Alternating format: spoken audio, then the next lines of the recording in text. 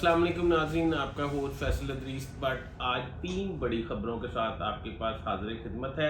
नाज़रीन, आज मैं आपको 3 पाकिस्तान में होने वाली बड़ी डेवलपमेंट से आगाह करूंगा और उन इश्यूज़ पे बात करूंगा जिस पे हर पाकिस्तानी इस वक्त परेशान है और सोच रहा है कि ये क्या हुआ, इसके अंदर की बात क्या है। नाज़रीन, मेरी दरख्वास्त ये है कि मेरा चैनल जो है वो सब्सक्राइब करें, मैं आपका शुक्रगुजार हूँगा।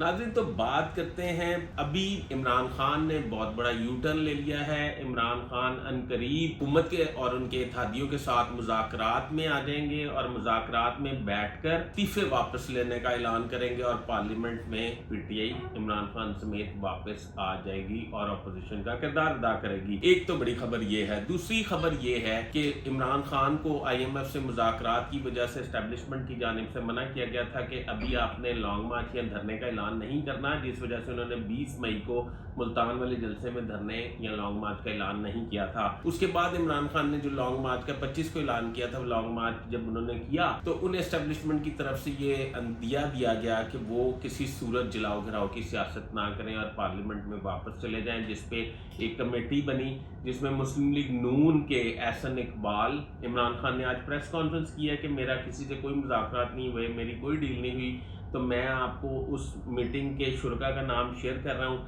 उस मुस्लिम लीग नून के अयाज सादिक थे, एहसन इकबाल थे और 3-4 लोग और थे, जबकि पीटीआई की जानिब से असद उमर, असद कैसर और फवाद चौधरी जो मौजूद थे।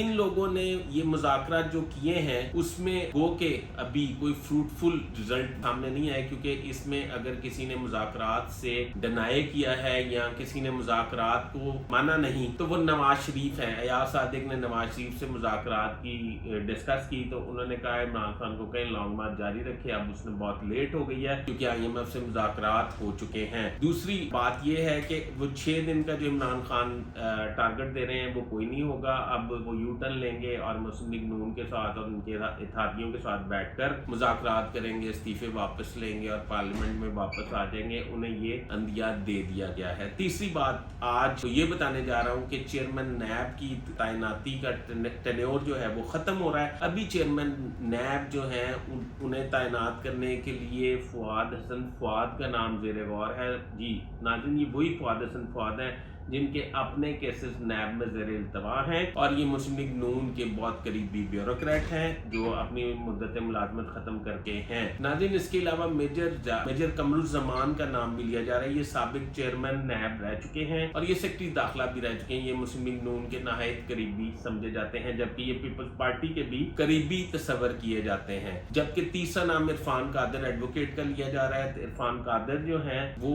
एक कानूनदान है। मेरा ये ख्याल है कि मेजर कमरुज़्ज़मान पीपल्स पार्टी और मुस्लिम लीग नून दोनों को मंजूर होंगे और मेजर कमरुज़्ज़मान को नैब का चेयरमैन लगा दिया जाएगा। और जिस तरह पहले नैब थी जब चेयरमैन कमरुज़्ज़मान थे, यानी कि वो बेलगाम घोड़ा नहीं थी, वो बिल्कुल एक स्मूथ सा खामोश सा इदारा था। अब मुझे उम्मीद है कि इसमें तरमीम करके इसको मजीद सुला दिया जाएगा महकमे को। नाज़रीन, अब तक की अपडेट यही है। अपने होस्ट फैसल अदरीस बट को इजाज़त दीजिए। अल्लाह हाफ़िज़।